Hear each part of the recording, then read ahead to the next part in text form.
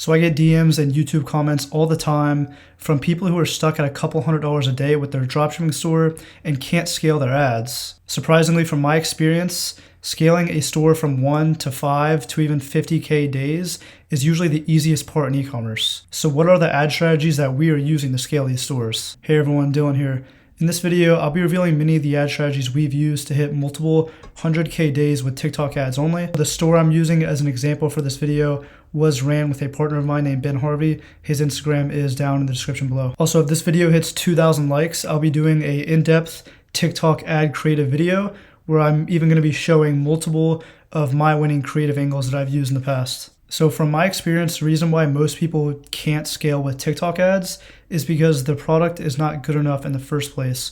So this is usually because the product is too saturated, or maybe your offer is just not structured right at all. Another reason why products can't scale is because you haven't been testing enough creatives, or you're not even using custom content in the first place. So it's really important that you're aware enough to not get attached to your product and to know when it's time to stop and start testing other products. So let's say you have a winning product. There's still a lot of things you want to put into place before you actually start scaling your ads. You want to get quotes from multiple different suppliers and then proceed to pin them against each other to really get the lowest price for your product. This is something we haven't really done a good job of in the past, where we could have been saving like even $1 or more on some of the products that we've scaled because we didn't do a good enough job of pressuring our supplier. Also, make sure your supplier is actually sending you real tracking numbers for your orders, and make sure they're sourcing the product that you're actually selling on your site. For example, we've sourced products in the past when our supplier will actually be sending a much cheaper version of the product that we originally sent her, and then we would have no clue about it. So just make sure you really know the exact product that your supplier is actually sending out to your customers before you start scaling up. I'd be contacting at least 4 or 5 suppliers saying, hey, we're doing a couple $100s a day right now, but we're about to start scaling up to thousands of dollars per day. What's the best price you can give us? This isn't necessarily something you have to do before you scale. You can definitely do it while you're scaling, but just make sure it's something that's always top of mind, that you're testing your upsells and constantly testing different offer structures as well. If you're running a shorter term trending product, I really wouldn't worry much about this. I would just scale it as quick as possible. So another mistake I made when I first started scaling with TikTok was I used to do all of the customer support emails myself. Now, not only is this a very low leverage task, it also is extremely time consuming. So make sure before you start scaling that you hire some sort of VA to handle your customer support emails. Make sure that VA has direct communication with your supplier as well. And this can be done through Upwork, and then you can hook them up on a software like Zendesk. Once you have that system in place, you really don't need to worry about customer support anymore at all. So for longevity purposes, you want to be constantly refreshing creatives on your ad account. You can get away with less creatives if this is like a really short-term scale, but if this is a long-term product that you're running, you're going to need to constantly be refreshing them. Now, we've had a few creatives that have lasted literally over a year now. However, most don't, and you still want more fresh creatives constantly coming in. At scale, you shouldn't be stealing content anymore. I think that's okay to test products. I still don't recommend it, but you'll be missing out on a lot of revenue if you're still stealing creatives at scale. So whether you make them yourself, which is completely fine, I've done that in the past, or if you're working with a creator, I'd recommend at least 2 to 3 creatives per week. And that's fresh creatives. That's not just repurposing old content. Also, overall, just make sure you have a good amount of cash on hand and good cash flow. Most of the time when you scale Shopify Payments and PayPal, they're going to put reserves on your account. They're going to hold at least 25% of your money. A good way to hedge against this would be to have a credit card. I recommend the Amex Gold. You can get hundreds of thousands of dollars of credit limit with that card, and you won't really run into cash flow issues. So one issue a lot of people have when trying to scale is they get spending issues, and this comes down to using the right ad account structure. We've never experienced ad account spend issues when trying to scale. There are a few times when we had like credit line issues where we needed our credit line to be higher because it couldn't actually support our scaling. And we don't use personal accounts, and we also don't even use agency accounts. What we use are what are called managed accounts given to us by TikTok reps. So if you have connections with a TikTok advertising rep, ask them for a managed account. In fact, just ask them multiple times. I don't know if they really give them out nearly as much as they used to. We got this in like early 2021. But if you can get your hands on one, there's usually no spending issues at all. You can make unlimited ad accounts within the Business Manager, and then they usually give you a really good credit line as well. If you can't get access to any of those, I just recommend finding an agency account to use. Agency accounts usually won't have any spending issues at all. Another good practice at scale is just to refresh your Pixel and ad account every month or so if necessary. So you'll know when you'll need to do this, like your results will just start dipping down. Usually that means you need to swap the Pixel. There's been times on stores of ours where we were maintaining a base of maybe 3 to 5K a day, and then we do something as simple as switching out the Pixel for a new one, and then we're back to 10 to 15K a day. It's pretty crazy. Usually we're switching Pixels out less often than we're switching ad accounts. So I know there are many people out there who scale with no Pixel, like Soldier for an example. I haven't really tested that much. There are people who have success with it. So if you want to test it, go for it. We just haven't really done that much. So here are the 3 main strategies that we usually use to scale our stores. It's going to be high budget CBO, high budget value optimized ABO, and cost caps. And I'm going to go ahead and explain each one of these in depth. I'm also going to go into the ad account and actually launch these. So here's an example of a product we scale. That initial ramp up that got us up near 50K, that's all going to be CBO pretty much. It's going to be high budget CBOs.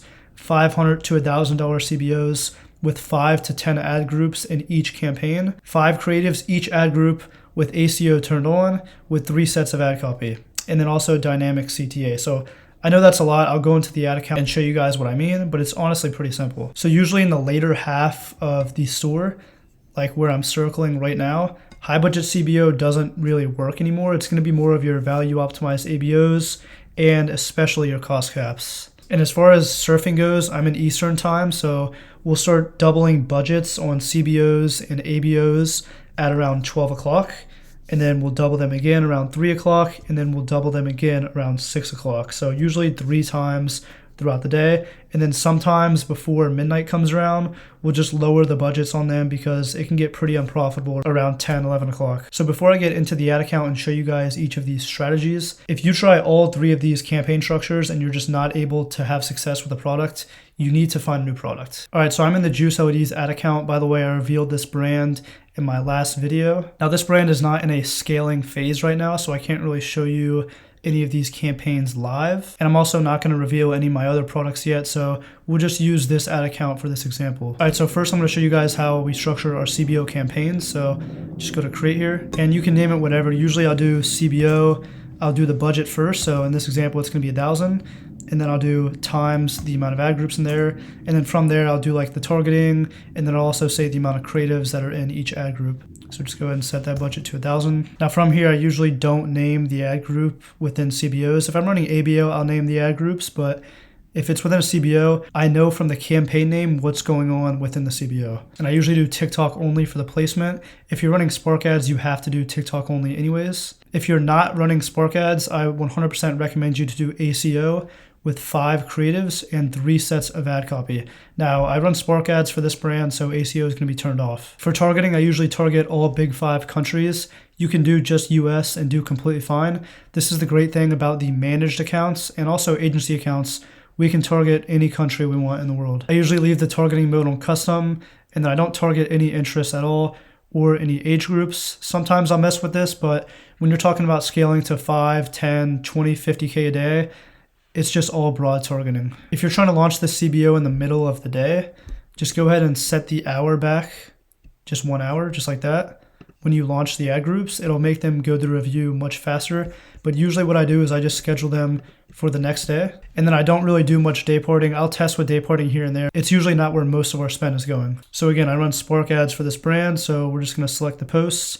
I'll do 5 creatives, add the link, of course. And then for the CTA, do dynamic CTA. So you'll have 1 ad group with 5 creatives here within this $1,000 CBO. So once you make that CBO, just go back into the CBO. You'll have the 1 ad group in there and just duplicate it 9 times. Don't change anything about it. Schedule it for the next day as well. So now you have a $1,000 CBO with 10 ad groups inside. Now, when we're like really ripping spend, like 50K plus days, we'll launch 10, 15 of these things. And usually by 10 a.m. the next day, About half of them will be completely unoptimized, but we'll surf the other 5 or 6 that are working really well. And we'll literally take the budget of these CBOs throughout the day from 1,000 to 2,000 to even 10,000 sometimes, and then just reset them at 12 a.m. the next day. Again, this is an extremely aggressive ad strategy that's really only going to work when you're just starting to scale the product that you found. All right, so next for the value optimized ABOs, this is another one where we're just going to be duplicating a ton of ad groups. So let me just go ahead and create a campaign. This is going to be a non-CBO. For the ad group name, I'll usually just do the creative amount, which is always 5 creatives usually.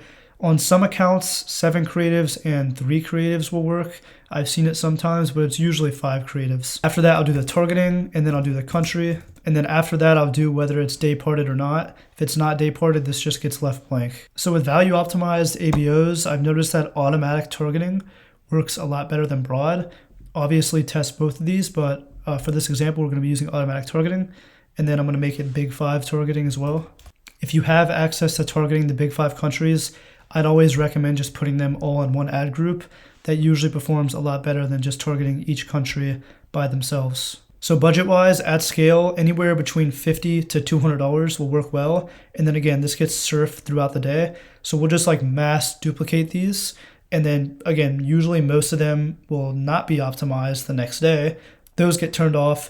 The handful that are optimized get surfed up through the day. So for this example, I'll just do a $200 budget and then scheduled for the next day. And for the optimization goal, we're in value optimization, conversion optimization, unless you're doing cost caps, which I'll talk about cost caps next, doesn't really work well. Value optimization works really well. And then also test minimum ROAS. Usually about half of our ad groups, when we're scaling with value optimized lowest cost ABOs, will have minimum ROAS. And I would test any ROAS between a 1 and a 2. From my experience, 1.45 has worked really well. 1.9 has worked really well. I think 1.75 has also worked really well. This is obviously going to depend a lot on your product, like how much it costs, what your break-even ROAS is, and stuff like that. Just test a bunch of them. All right, so lastly, I'm going to be talking about cost caps, which is most of what we're running nowadays. We're just going to create another campaign that's a non-CBO. In terms of how I name the ad groups, it's the same way. It's number of creatives, and then the targeting, and then the countries right after. Now, for manual bids, I've seen a mix of a lot of things work. You could try different interests that are related to your product with the expanded interest option turned on, which I'll show that in a second. And then also broad and automatic targeting have worked really well for manual bids as well. I also usually don't day part manual bids that much.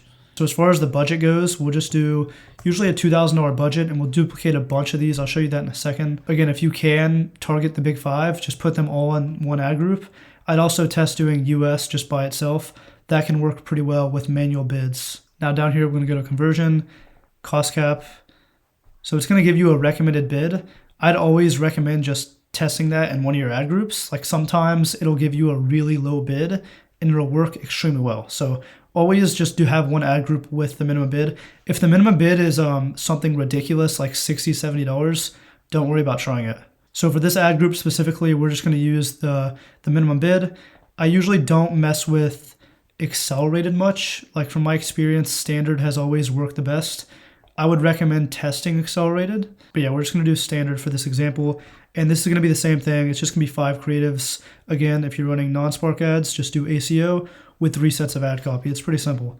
All right, so once the ad group is launched, you're going to have this one campaign with just a single ad group in it. And depending on where you're at scale-wise, I mean, I'm usually duplicating 30 to 40 of these things every single day, and then always turning off the unoptimized ones day over day. From my experience, a single manual bid ad group won't stay optimized for more than 2 days. So you'll just press copy and then do 10 of them. All right, so now that I've duplicated the ad group 10 times, we have 11 manual bids here. Again, usually I'll do like 40 or 50 of them, depending on where we're at scale-wise. And I'll do different targeting for each sets of manual bids. So I'll have like 10 or 20 that are just broad, Big 5, maybe 10 or 20 that are auto-targeting on US and Canada. I'll mix it up a lot, and you'll figure out over time like what combinations really are working best for your ad account. So as far as the bids go, obviously we use the recommended bid for that original ad group, so it's $18.79. To find what the optimal bid will be for you, I would start at your break-even CPA adjusted for misattribution.